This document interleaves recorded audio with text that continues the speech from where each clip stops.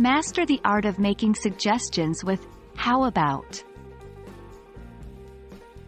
Hello and welcome everyone. In today's English language learning video, we're going to delve into a very interesting and important conversational tool in English, making suggestions. Specifically, we're going to talk about using how about to make these suggestions. This is a very common phrase that you'll hear often, so understanding its usage is critical to sounding more fluent in English. Let's jump right in. How about is a popular English phrase used to suggest something in conversations.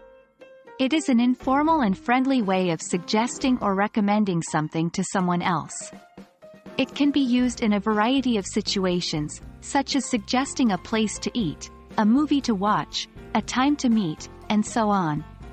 For example, imagine you're with a friend trying to decide where to eat. You could say, "How about we go to that new Italian restaurant?" Here, how about is used to suggest a specific action. You can use how about directly followed by a noun to suggest an idea. When you use it in this way, you are typically offering a choice or suggesting something that can be considered or thought about. Here's an example. How about pizza for dinner? Here, how about is used to suggest the idea of having pizza for dinner.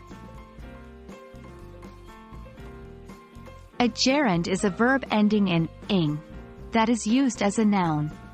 You can use how about followed by a gerund to suggest a specific activity or action.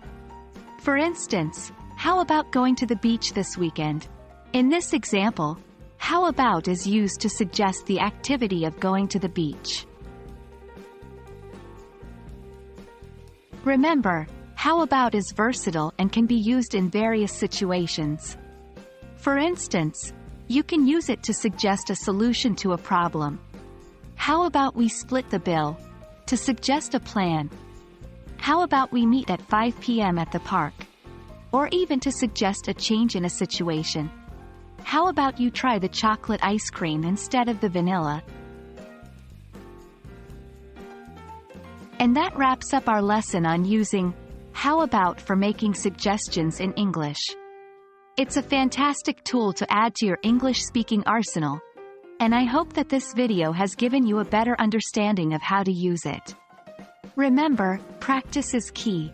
So, how about practicing using how about in your everyday English conversations? Thanks for watching and see you in the next lesson. Happy learning!